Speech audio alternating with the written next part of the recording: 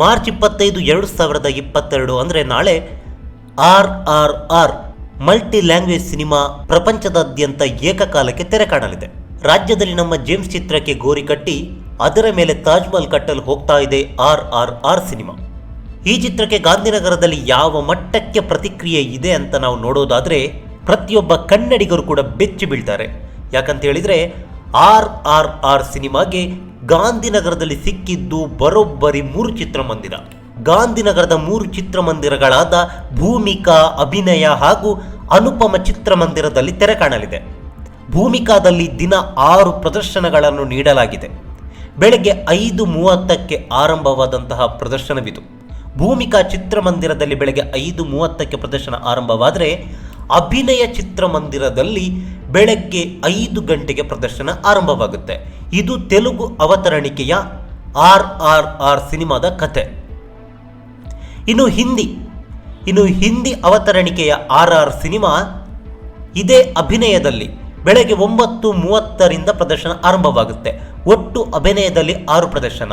ಬೆಳಗ್ಗೆ 5 ಗಂಟೆಗೆ RRR cinema Telugu ಅವತರಣಿಕೆಯಲ್ಲಿ ತೆರೆ ಕಂಡ್ರೆ ಆ ಬಳಿಕದ 5 ಪ್ರದರ್ಶನ ಹಿಂದಿಯಲ್ಲಿ ಅಭಿನಯ ಚಿತ್ರಮಂದಿರದಲ್ಲಿ ತೆರೆ ಕಾಣುತ್ತೆ. ಇನ್ನು ಅನುಪಮ ಚಿತ್ರಮಂದಿರದತ್ತ ಹೋಗೋದಾದರೆ ಕನ್ನಡ ಅವತರಣಿಕೆಯ RRR ಸಿನಿಮಾ 4 ದೇಖಾವೆಗಳಲ್ಲಿ ತೆರೆ ಕಾಣುತ್ತೆ.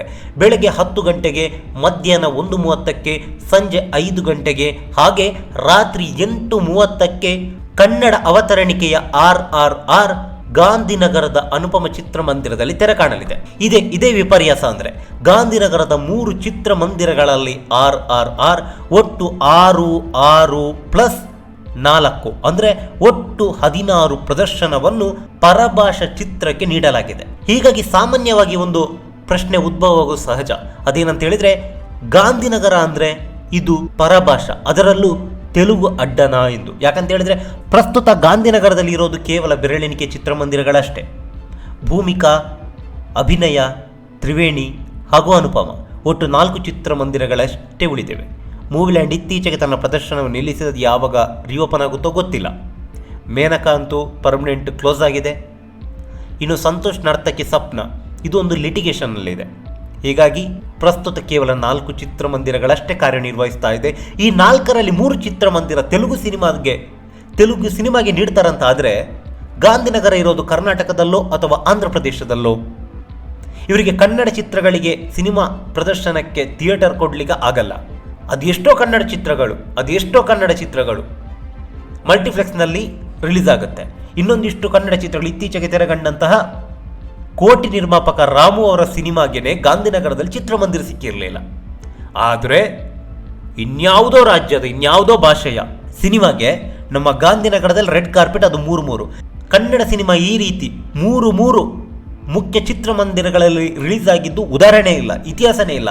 ಅಣ್ಣವರ ಚಿತ್ರ ಕೂಡ 2 ಚಿತ್ರಮಂದಿರಗಳಷ್ಟೇ ತೆರೆಕಂಡಿತ್ತು. ಇತ್ತೀಚೆಗೆ ಕಳೆದ ವಾರ ತೆರೆಕಂಡ ಜೇಮ್ಸ್ ಕೂಡ 2 ಚಿತ್ರಮಂದಿರ ತೆರೆಕಂಡಿತ್ತು.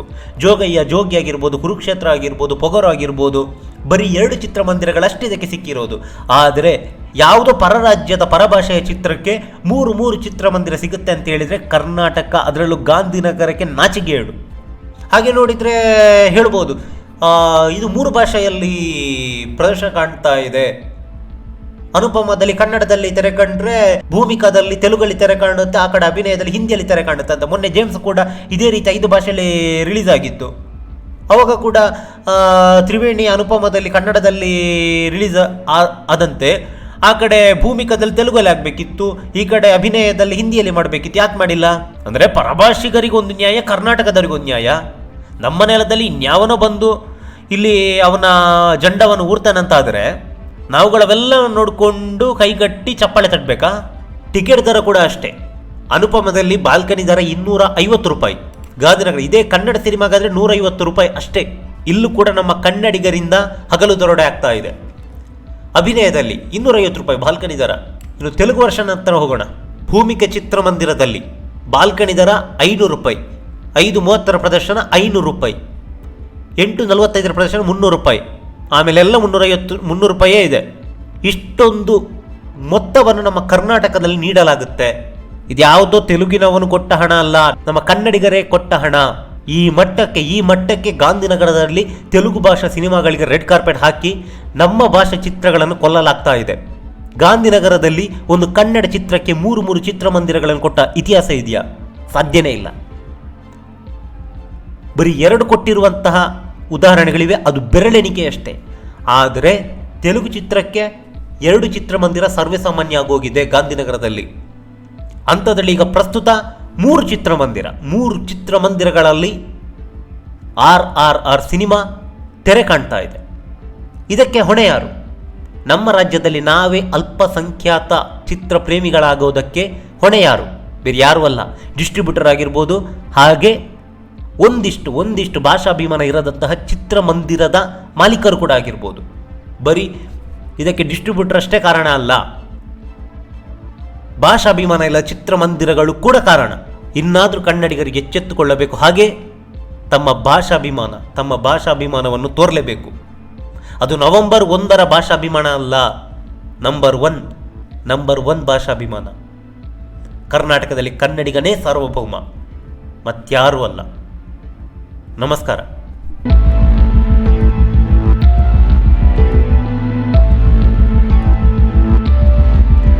ಈ ಮಾಹಿತಿ ನಿಮಗೆ ಇಷ್ಟವಾಗಿದ್ದರೆ ಲೈಕ್ ಮಾಡಿ, ಶೇರ್ ಮಾಡಿ, ಹಾಗೆ ನಮ್ಮ ಕೋಸ್ಟಲ್ ಕನ್ನಡ ಯೂಟ್ಯೂಬ್ ಚಾನಲ್ಗೆ ಸಬ್ಸ್ಕ್ರೈಬ್ ಮಾಡಿ. ನಮ್ಮ ಹೆಚ್ಚಿನ ಅಪ್ಡೇಟ್ಸ್ಗಳಿಗಾಗಿ ಕೋಸ್ಟಲ್ ನೆಟ್ವರ್ಕ್ ಇನ್ಸ್ಟಾಗ್ರಾಮ್ ಪೇಜ್ ಹಾಗೆ ಫೇಸ್ಬುಕ್ ಪೇಜ್ಗೆ ವಿಸಿಟ್ ಮಾಡಿ. ಧನ್ಯವಾದಗಳು.